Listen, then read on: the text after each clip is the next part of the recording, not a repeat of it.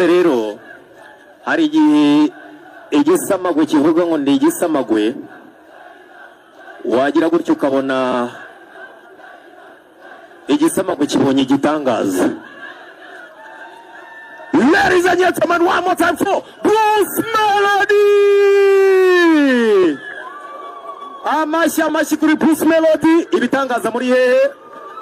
Ibitangaza ndashaka kubabona mwese hano. Ibitangaza Bruce Melody. Itahi wacu Prince in the building.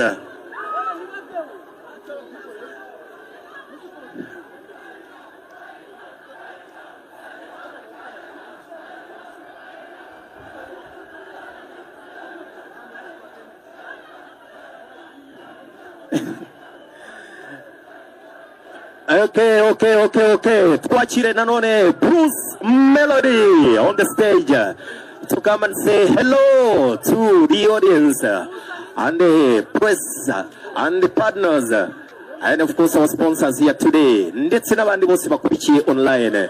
Twachire Bruce Melody. Muduhakayira rero, muduhakayira aho ngaho, muduhakayira kugira ngo duhite dukora akazi kacu. Mwakoze cyane.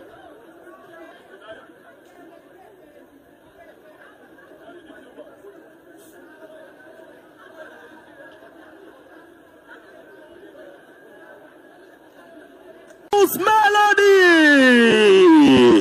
One more time for E.G. Tangaza in the building, and of course adorning the blue colors today. Welcome, sir.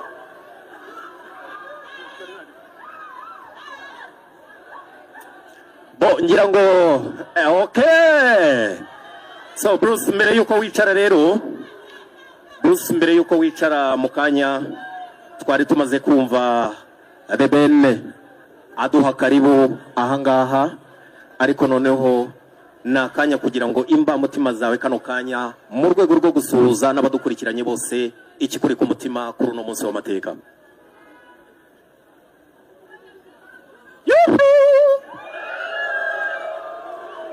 Umeze neza? Naje hano kugira ngo tubashe kuganira ku bijyanye n'igitaramo cyo ku itariki ya mbere.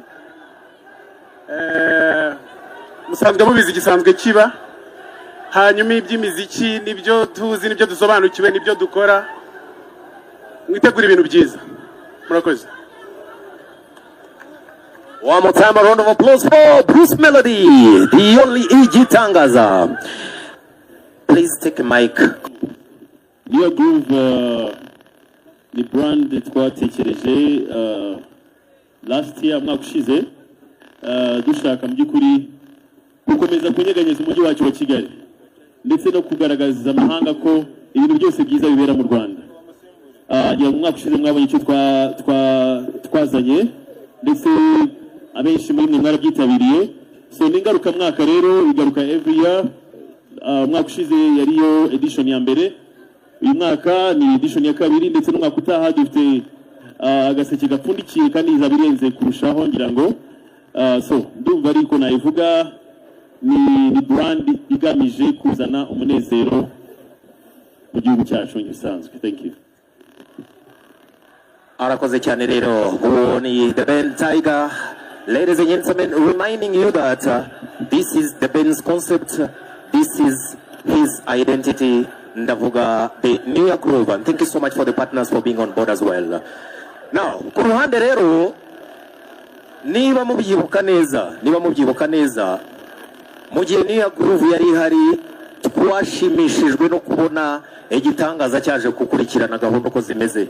Kuba byibuka neza kandi byari ibintu byiza. Nyiraho Bruce, video zawe twarazibigiriye koko, tuzibona kabisa uri mu bicu, ariko kuri no nshuro uri muri gahunda muri rusange. Ariko ndashaka numve ku mutima wawe kuza muri New York Groove kano kanya n'umuvandimwe kano kanya, wabyakiriye ute, wabitekereje ute, wateyeho kashe gute, uvuga uti amin ndahari? Icya mbere ndi umunyagihugu kandi bikunda sana iyo Kigali ishyushye, bifite aho bihuriye n'imimerere yanjye isanzwe. Genda umuntu wishimira kubona ibintu bigenda neza. so The Ben na team ye baprocinze team yanjye mbona ni byiza kubera ko urubyiniro ndutinzeho ndumazeho iminsi biriya ni naho nkorera ibintu bikomeye cyane. Ntabwo njya nterwa ipfunwe no kuvuga ko ndi umuhanzi ukomeye wa mbere, sibyo? Hanyuma icyo ngicyo gituma igihe cyose mpamagawe ntagira ubwoba bwo gukora ibintu nzi gukora neza kurusha ibindi. Ni nabyo nzakora ku itariki ya mbere. Urakoze. Maze rero mumwongera amashyi rero Bruce Melody nukuri. Now to the members of the press, itangazamakuru cyangwa abo tugiye kuganira, niba hari ibibazo bikeya twacamo aragiye kudufata Joshua hano. Joshua twigereze mikro ku banyamakuru. Nongere mbasaba ikintu kimwe, niba umuntu yabajije ikibazo nta mpamvu yo kugisubiramo kugira ngo twisubiremo, ni kimwe nta muntu urenze ikibazo kimwe. Please, thank you so much. Twigire rero press members kugira ngo batangire babaze. Time for the press to say or to ask questions that they want to ask. All right. These two gentlemen. Thank you so much. Uratubwiruriwe igitangazamakuru cyawe ni kibazo urakoze. Yego. Ariko nabandi bari hano mu mande turajya mu myanya yateguriwe abanyamakuru. Nta kibazo kiri buze guturuka hano mu mande kuko harimo abafana b'abahanzi bacu. Abanyamakuru turajya muri uriya mwanya kugira ngo tubashe noneho guhabwa umwanya wo kubaza ikibazo. Murakoze. Abanyarwanda cyambere avuga ko ari ugushima kuko n'ubwa mbere tubonye press conference ibereye mu mbuga ngari. Twamenye press conference ibera mu hotel n'ahandi, ariko umunsi biragaragara ko Tayibi yateguye yaduhaye ibintu byiza cyane. Cyo cyambere niwe kireba ibibazo biri byonyine gusa. Icyambere The Ben umwaka ushize wavuze ko ari amateka adasanzwe wakoze. Ibi bitaramo kuri kubigira ngaruka mwaka urifuza ko n'undi mwaka nawo utaha uretse Bruce uyu munsi tubonye n'undi mwaka utaha nawo ushobora kuzaduha undi muhanzi wundi muzajyana. Hanyuma kuri Bruce nabonye watangiye move ariko nako bimaze igihe ugaragaza ko ari wowe 001. Nukumvikanisha ko ari wowe muhanzi nimero ya mbere mu gihugu dufite cyane kuko nze no kuvuga mu bitandukanye. Sindi kubaze ngo witeguye gute muri no concert cyane hakazi kandi ukuririmba nk'uko bivuga, ahubwo iri atariki stage performance yawe kuri sanyi ndavuga ko izabigizwe n'iki. Murakoze. Tugerageze tubaze ikibazo kimwe gusa.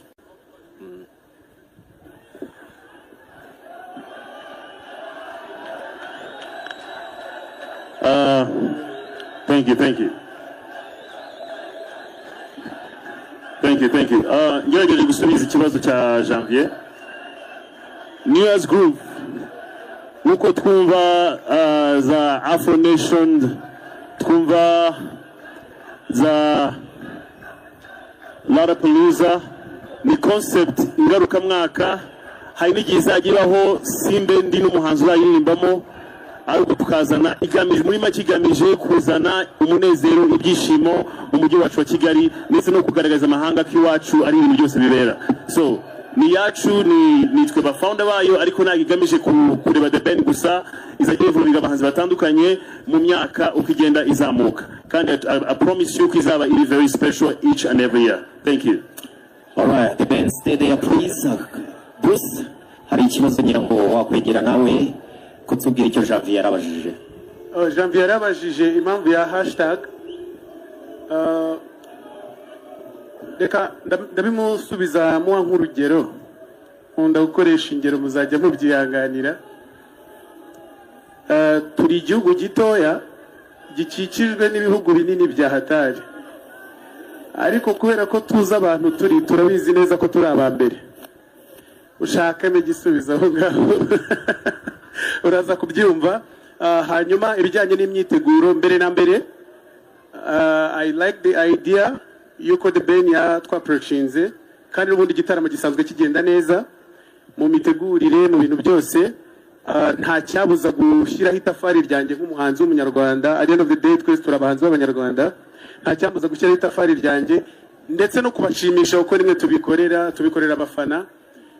Rero niteguye neza, nubwo wavuze ngo niwambaza uko niteguye. Oya, niteguye neza, muzabibana kuri uwo munsi. All right, thank you so much. Murakoze. Nitwa Emi nkorera igihe. Iki kibazo ndifuza ko bose bakinsubiza, abe Bruce abe The Ben. Uyu munsi iki gitaramo ni kwa gushyamirana kurangiye burundu cyangwa ni igitaramo kibahuje nka business? Murakoze. akibaje twembe by honest ni igitaramo gihujwe no kugira ngo duhe ibyishimo abanyarwanda. That's what you guys deserve. Ndumva ariko nagusubiza wena you deserve umunezero tu. Njyewe nagisubiza mu buryo bubiri. Abafana ntabwo bajya babura kutugereranya, ubwo mu yandi magambo nabyo ntibyabura, competition ntabwo yabura, kubera ko bikorwa namwe kandi rimwe bacu. Icya kabiri ariko umuziki nikomeze niko bigenda niko bihora, hanyuma rero bikarangira ari ibyishimo kuko twe turi entertaining, ntabwo dushwana. Yes sir. Yeah. All right, so next of the questions, abahungu b'Ikanombe bari he? Abahungu b'Igikondo muri he? Ubwo nyine ikinyenzi ni amatike tukeneye mugura mati. So next question please. Next question. Thank you so much. Nitwa Patrick the entertainer and umunyamakuru wa Fine FM. Ikibazo cya mbere kirabaza The Ben, the New Group Season 1 nabako 2025 yaranzwe na tour ya Prince Love, Lope, Canada, osoreje Dubai. N'umwaka wakugendekeye gute, aho wagiye ugenda audience wabonye yarakwakiriye gute? Hanyuma ikibazo cya kabiri nabako Bruce Melody, umwe mu bahanzi bakuze bagufana, uyu munsi none nabako abonye amahirwe ko mugiye gura kuri stage, ariko kandi umwaka ushize wari wahaye amahirwe y'amano, stage za kumubera nziza, itangira urugendo rwo kumwubakira kariyeri, ariko aza kudutenguha. Bruce Melody noneho we mugiye gukorana nk'umwe mu bantu bakuze bagufana, uriyumva gute ko muhuriye kuri stage kandi abamaze kuba umuhanzi munini? Hanyuma ikindi nsoza, umuntu yavuga ko imyambarire yawe abantu bajya bayikritika kenshi, uyu munsi none wambaye neza cyane, ariko se kandi iyo ugiye kwambara uhitamo ugendeye kuki, ufite umuntu kwambika cyangwa se niwo ubyibwira? Murakoze cyane. Urakoze cyane. Plenty Love y'umwaka ushize guhera kuri itariki ya mbere z'ukwa mbere twayikoreye muri BK Arena, tuzenguruka isi mu magambo magufi yose yabaye success, yabaye nziza. Twasubije muri Dubai, hanyuma kuba ndi kuri stage na Bruce ngira ngo biragoye kuba hagira umuntu doubting impano ya Bruce. So nibaza ko ni inkoni ihiri igihe yigise #1 muri game, ariko nje I'm one of a kind. Yeah, so we'll see. Ikiri cya nyuma nakongeraho yarabajije ni imyambarire yasengeranye y'ubururu niyo Bruce yambaye, so ndumva ari icyo nagusubiza kabisa.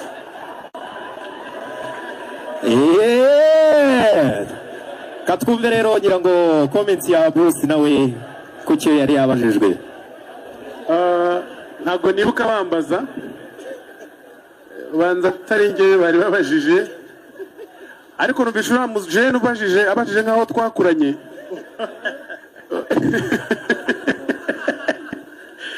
Yeah, ntago numva mfite comment narenza kuri ibyo ngibyo. Ahubwo ikisengera icyo wenda ubanza umusaza nawe atitegereje neza, ubu munsi doze mu ikote. Murakoze. Alright, turabura ibindi bibazo nka bibiri ubundi dusoze gahunda yacu rero ngira ngo Joshua dufashe. Arayifite? Okay. Murakoze, nitwa Freddy Musoni, umunyamakuru wa muri Detroit. Ko bakobyuma. Okay. So ikibazo cyanjye batubweka ari kimwe, nacyo reka nkibabaze bombi. Iki gitaramo umuntu arebye uko kimeze mu myaka 3 ntawe utekereza ko ibintu bizaba, kubera ko kuri social media hose hari icyitwa amakimbirane.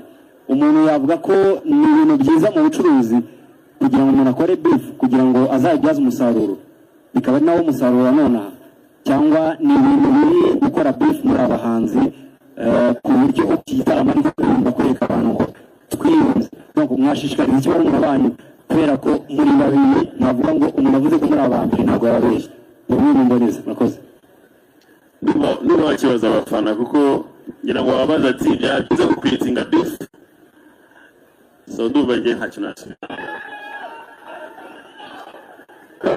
nakosora imvugo y'amakimbirane ntabwo nigeze nkimbirana n'umuntu ubanza ari n'ijambo riva nko mu giswahili harimo gukimbiya ntabwo nigeze njyana amakimbirane n'umuntu n'umwe hanyuma rero buriya amahirwe y'inkoko ntabwo ariyo y'inyoni nta n'inama nagira umuntu ngo akore nk'ibyo nakoze igihe abona atari byiza ariko ubona bikubereye ubona wabibasha wabikora kubera ko iterambere nyine n'urugendo n'urugamba murakoze.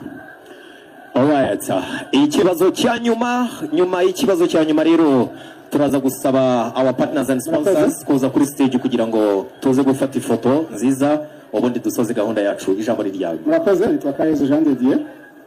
Ikibazo mfite ni ikireba abahanzi bacu ariko nkora muri RBA. Nikireba abahanzi bacu ariko kinareba n'abafatanyabikorwa.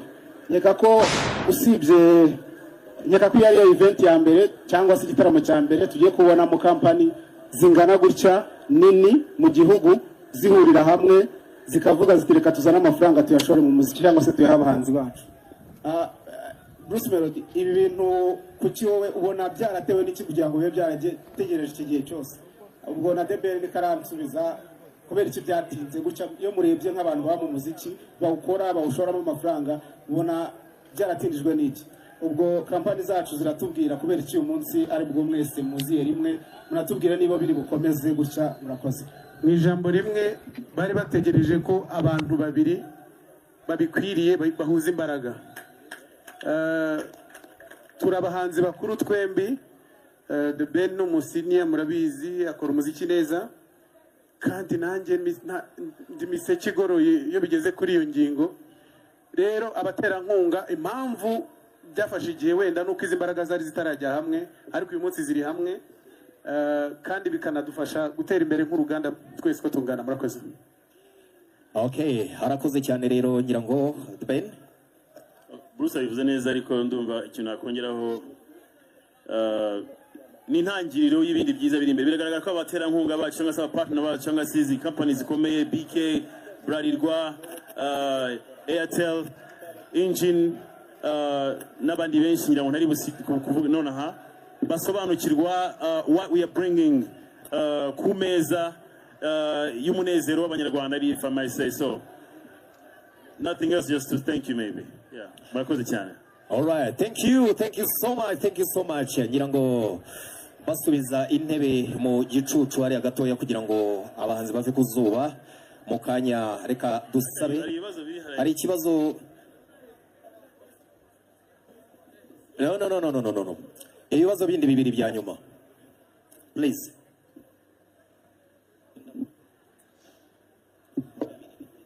Murakoze, nitwa Kaspa Murira igihe.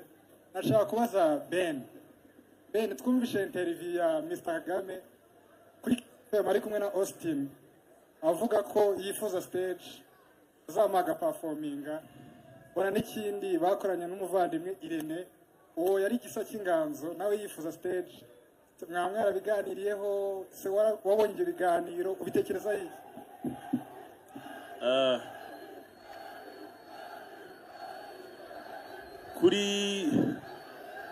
kuri Mr. kuri ibyo biganiro byo mbwiye nibaza ko ni ikiganiro tuzagirana na team indani. Twabonye ubusabe bw'abanzi batandukanye ntabwo ari abo gusa ni benshi cyane ariko mboneraho no kuvuga ko I am very very proud y'umuntu witwa Gisa Kinganzo n'urugendo arimo n'ibiri ari kugerageza gukora. Gusa sinavuga ngo it's confirmed dufite abantu kuri list ndetse na Mr. Kagame hari your room yuko byashoboka, but I'm very proud of ya Gisa Kinganzo cyane. Yeah, thank you. Okay, Chita. Murakoze, nitwa Jules Niyitegeka nkorera Chita Magic. Ndashaka kubaza ikibazo ariko mbere ko nkibaza batuye ko ikibazo ari kimwe ariko genda banza gushima ndagira ngo nsaba abantu bose bari hano dukomera amashyi menshi cyane Bruce Melody and the band, tubakomera amashyi menshi cyane. Ni abantu bubatse industry yacu kandi ni abahanzi bakomeye mu gihugu. Icya mbere ni icyifuzo, mwatubwiye ko tubaza ibibazo ariko icyo mfite ni icyifuzo. Icya mbere niba koko aba bahanzi barahuje ubumwe cyangwa se barahuje imbaraga, icya mbere nasaba ko hano imbere baza guhoberana, twabonye harimo umwanya munini cyane. Icya kabiri ndabaza abahanzi, twabonye 10 years of Bruce Melody, tubona the New Year Groove. Aba bahanzi ni iki bafite nka package yatuma umuntu ukiri hanze muri diaspora cyangwa hano mu Rwanda agura ticket? Nkabaze se ni battle, aba bouncer nabo bazaduha 30 minutes of battle, abahanzi bazaduha battle? Ibyo baze kudusubiza. Thank you.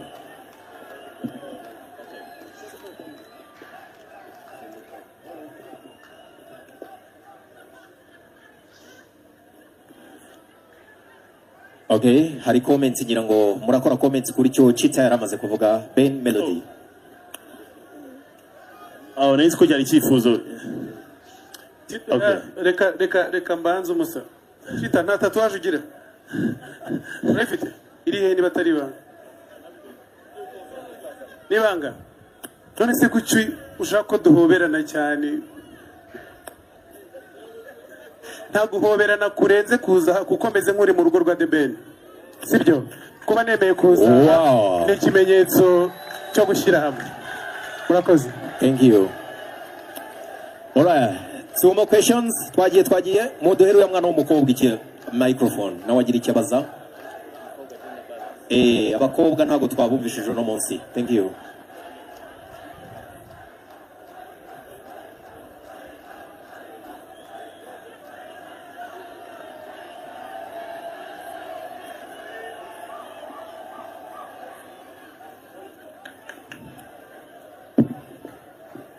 Murakoze cyane, ni iby'agaciro kuba turi hano. Ni ukuri ni iby'agaciro kuba bakuru bacu cyangwa se basaza bacu bari kumwe kuri stage imwe. Urumva kenshi ibyo twumvise ko bitashoboka aka kanya byashobotse, ibyo twumvaga ko batakora aka kanya babikoze. Ni iby'agaciro gakomeye cyane, ni iby'agaciro kuba Bruce Melody aka kanya ari kumwe na The Ben kuri stage. Ese ikintu nabibariza, ese koko ibi bintu bizagumaho cyangwa tuzongera twumviye amagambo mabi bajya bahora batubwira kandi bitagakwiye? Ntekereza ko nkatwe abanyarwanda tugomba kunga ubumwe, tugakundana, tugafashanya ndetse tugafashanya no gutera imbere. Murakoze cyane. Ngewe nkora kuri B+ TV Rwanda. Ikintu usorejeho nicyo cyiza cyane, icyo abanyarwanda tugamije ni ugushira hamwe. So niyo projection. Thank you. Icyo nabivugaho ngewe nuko niba mubona ibyo twakoze, ibyo bintu bajya bababwira nimukaba ari byo mureba, mujye muri ibyo twe dukora. Murakoze. Yes. Nyiriwe. Okay, nitwa Sandy Wase, all the way from Radio and TV10. And mbere yuko mvuga ibintu byinshi ndashaka kubanza gushimira. And I just want to let my feelings out. First of all, I am excited. Yeah, I am excited to one of both of you, giants on the same stage. Birashimishije and it's exciting. But my question is, y'all now it's been a long time mutaduha something new, you get. So need you to go back expecting her. And if it doesn't bother you, somebody asked for a hug. But I did see the hug here. I don't know what's subject come now, but apparently I don't understand why you didn't do it. But it's a request, of course. But generally, I am super excited. But mostly, I've got my eyes on both of y'all. So need you to be expecting a New Year groove. Thank you. You should expect nothing short of greatness. Turi gutegura ibintu bidasanzwe, hanyuma ibyahaga byo kabisa simbizi. Sorry about that. Ibyahaga ari ngombwa. Namutumiye aha ni mu rugo yahaje. I really thank him for coming through. aganzaye muri 2030. I'm just kidding. He's my boy. I'll do it. All right. Melody.